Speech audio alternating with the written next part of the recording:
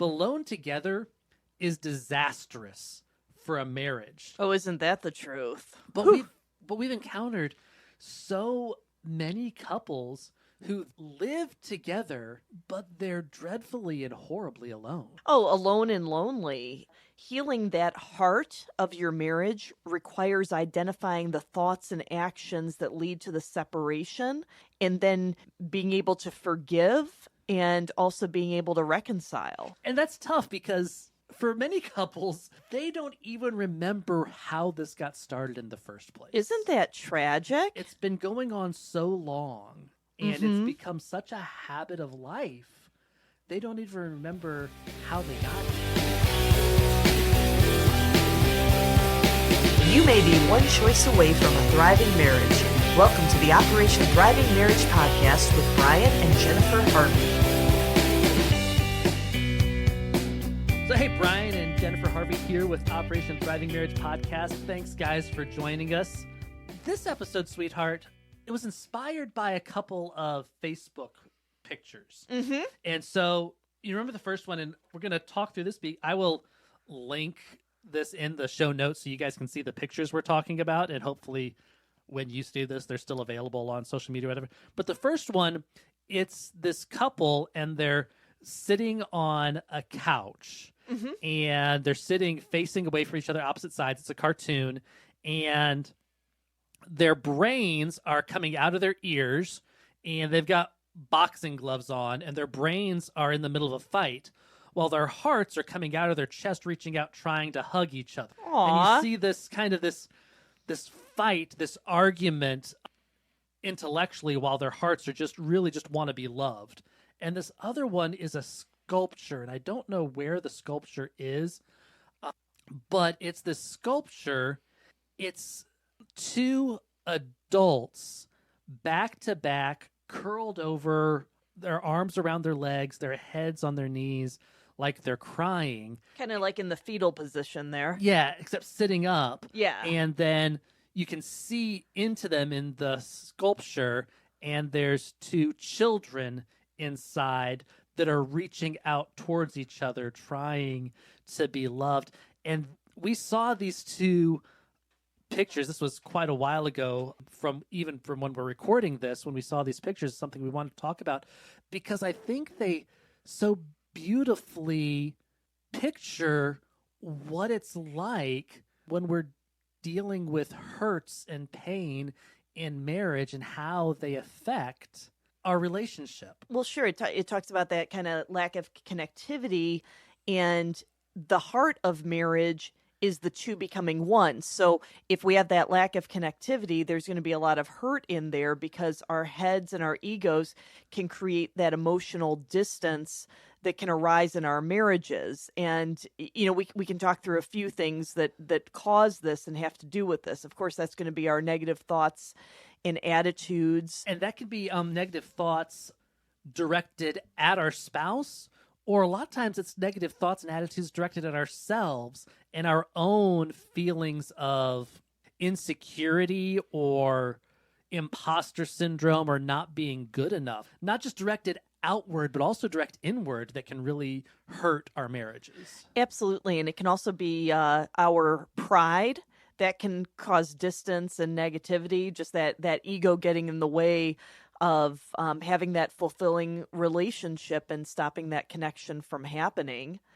And the third is unforgiveness. And that's huge. Yeah, forgiveness, you know, as I think the last chapter in our book, just talking about forgiveness is just that key to that thriving marriage and preserving that connectivity. Unresolved emotional distance actually damages the connection in our marriages. The closeness that we want, that we should have in marriage, gets hurt when we're distant emotionally. Mm-hmm.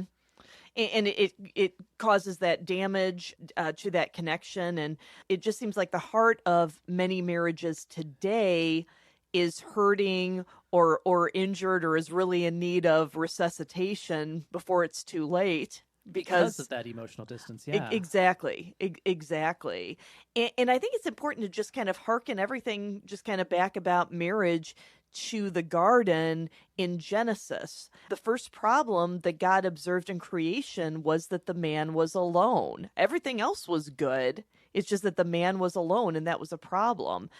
Genesis 2:18 says it's not good for the man to be alone.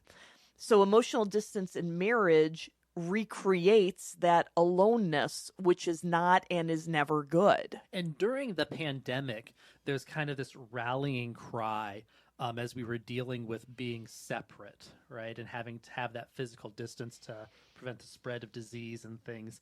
And this rallying cry was alone together. We're alone together. And that made sense and was very inspiring for many people who were dealing with the fear and insecurity during the COVID-19 pandemic.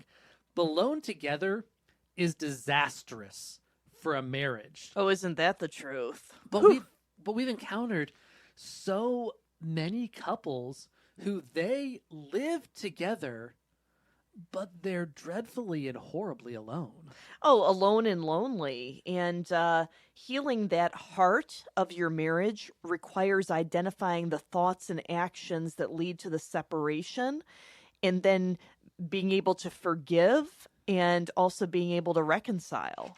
And that's tough because for many couples, they don't even remember how this got started in the first place. Isn't that tragic? It's been going on so long, and it's become such a habit of life.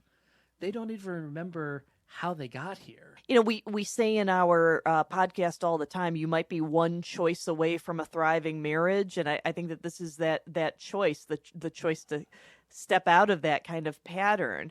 And I think it's important to note that you can only forgive specific things. Just the idea of, I am giving you total absolution in our marriage, just like that blanket forgiveness, that doesn't work, and it can't work in a marriage. I mean, it works legally for a presidential pardon, but it Right. doesn't really work for actually building closeness in a marriage. Oh, sure, because I mean, healing can't just happen by saying, "Well, I forgive you." Healing begins when you forgive specific actions. And that's why it's so important, if you're feeling this emotional distance, to start with what's one thing that you can identify, one action, one thought, one conversation. What's something that you can forgive? And forgive that, and then move on and find the next thing.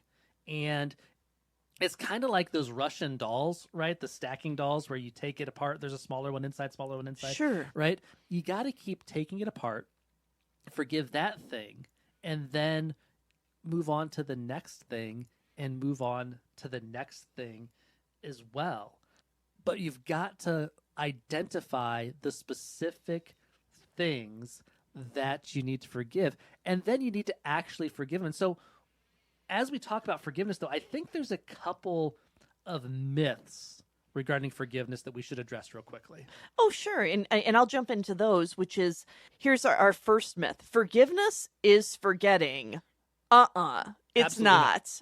No, it's not holding that over somebody's head and kind of moving on. But forgiveness is not forgetting. Forgiveness is, quote unquote, letting them get away with it. That's another myth. And it's like, well, no, it's not healthy to, quote unquote, let somebody get away with something. I mean, it's just I think almost a bizarre kind of characterization, but it's just, saying it's fine. And then, maybe giving permission for that person to make bad choices again. That's not what we're talking about. That's not what forgiveness is. And when you forgive, you're not saying that to your spouse. Mm-hmm. So forgiveness isn't, just forgetting that they did anything wrong to you. And forgiveness isn't just, when you forgive, you're not saying that what they did is okay and letting them get away with it. Mm-hmm. That's why we call it a myth.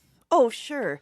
And I think our third myth is forgiveness is easy, because it's not, or at least it's not always. No, it's not. And the Nike slogan, "Just do it," isn't enough when it comes to forgiveness. It takes effort.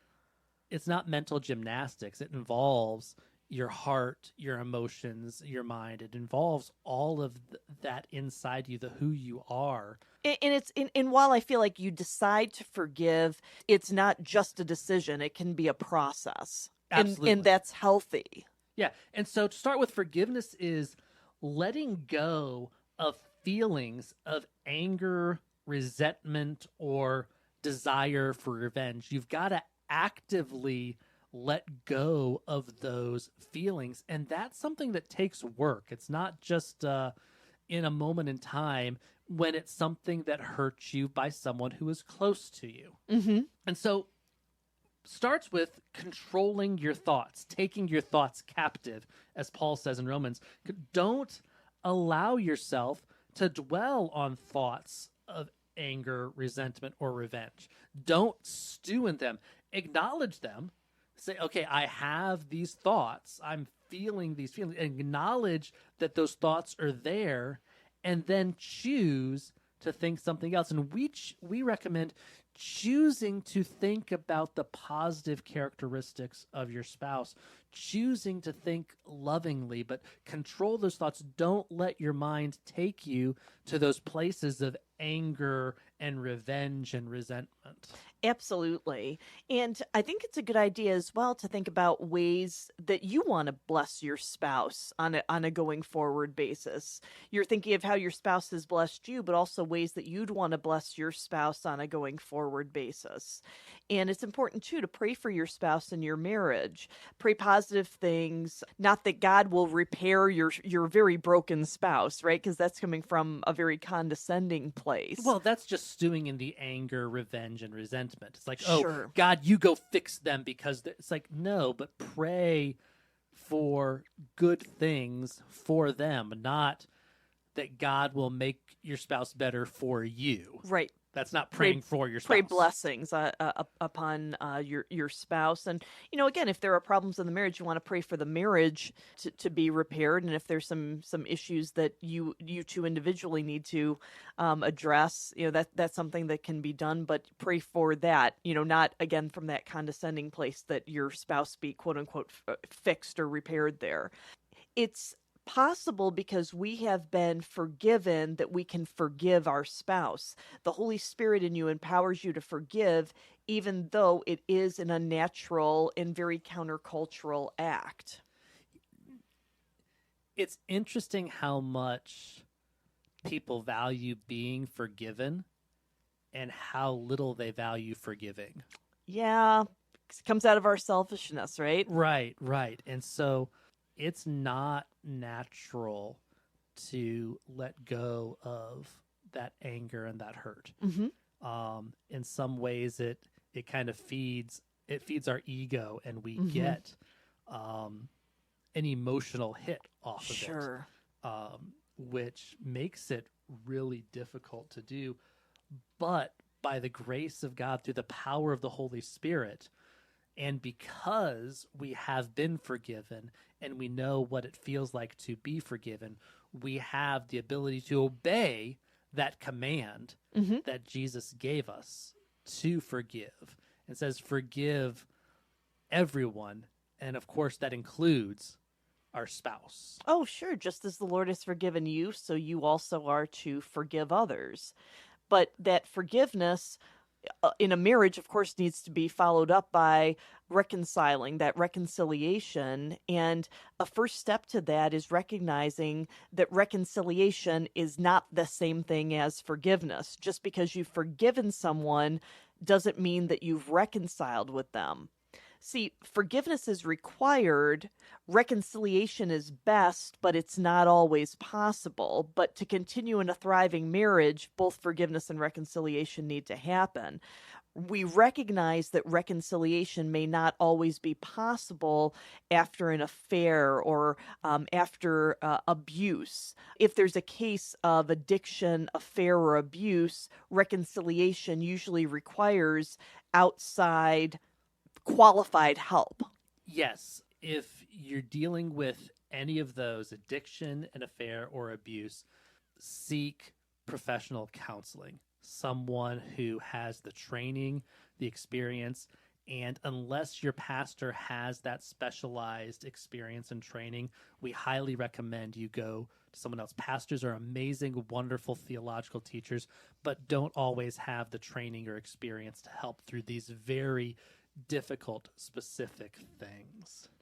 So, reconciliation is the restoration of the relationship. It requires forgiveness and acknowledgement of fault. So, remember, you've wronged your spouse too in different ways. So, while you must forgive, you must also acknowledge your own failure and your own sin. It requires open communication and mutually setting boundaries for this reconciliation, restoration to occur within the marriage. Yeah, that's two-way communication. R- Reconciliation isn't something you do on your own. Forgiveness is. Mm-hmm. You forgive your spouse, and your spouse forgives you, and those are necessary. Both have to equally forgive each other, but it takes both to work on reconciliation. If there's a break in our relationship, if I've done something, I can't reconcile without your active participation in the reconciliation. Mm-hmm. Sure. And so that's true of any relationship, marriage being one of them. It requires working together, it requires mutual understanding, it Mm-hmm. requires empathy, it requires actually doing the hard work of trying to see the situation through your spouse's eyes and understand how they feel about the situation, which is really hard and requires a lot of listening and not a lot of talking on your part. Really hearing the facts and feelings coming from your spouse and understanding their perspective and then doing what you can to allow them to understand your perspective. And it requires rebuilding that trust, and it requires time. But I will say, we've talked about mutually setting boundaries, rebuilding trust, having mutual understanding, it taking time. But the spouse who was wronged should not be seeking to punish the other spouse, because that is not growing towards forgiveness. That is not growing towards reconciliation. That's the exact opposite, isn't it, really? It You know, is. I mean, and we've seen that so many times. I'm not going to forgive them until they quote unquote get theirs in some sense. Right, which again is that heart of unforgiveness that really has no place in a marriage. If you do find yourself struggling with reconciliation, you may need the help of a pastor or a church community, or again, a qualified counselor in that area, as Brian had talked about before. And I think Paul in Colossians probably puts this best. Therefore, as the elect of God, holy and dearly loved, clothe yourselves with a heart of mercy, kindness, humility, gentleness, and patience, bearing with one another and forgiving one another, if someone happens to have a complaint against anyone else. Just as the Lord has forgiven you, so you also forgive others. And friends, that's Colossians 3:12 through 13. That might be something that you want to put as a wallpaper on your phone, or print that out, put that up on a bulletin board by your desk, throw it up on the refrigerator. That's a really key verse that I think is to getting along well with others, and especially to getting along well in a marriage and with your family. Absolutely. Connection, it's the heart of marriage. Connection is what God intends for us, and that's that becoming one. Our thoughts, our egos, our sin leads us to do things that create emotional distance in our marriages.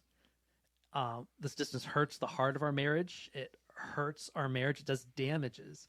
And the way we heal that heart in our marriage is through forgiveness and reconciliation. Like I said, Colossians 3:12 through 13 lays it out perfectly. But the very next verse says, and to all these virtues add love, which is the perfect bond. So it's our prayer that your marriages, the heart of your marriages, are healed and they're full of forgiveness, reconciliation, and love. And we'd love from you to hear stories of reconciliation and how you've healed the heart of your marriage, or questions you have about how how specifically to heal the heart of marriage or other questions you have on marriage. And you can contact us through operationthrivingmarriage.com or find us on social media on Facebook, Instagram, or X. And we look forward to hearing your questions and comments and helping build thriving marriages together. Jen and I started Operation Thriving Marriage to help couples and churches take marriages from merely surviving to thriving. We've got our book, we've got a blog, and resources for our coaching ministry, and you can bring us out for an Operation Thriving Marriage experience. For more information, go to operationthrivingmarriage.com. That's operationthrivingmarriage.com.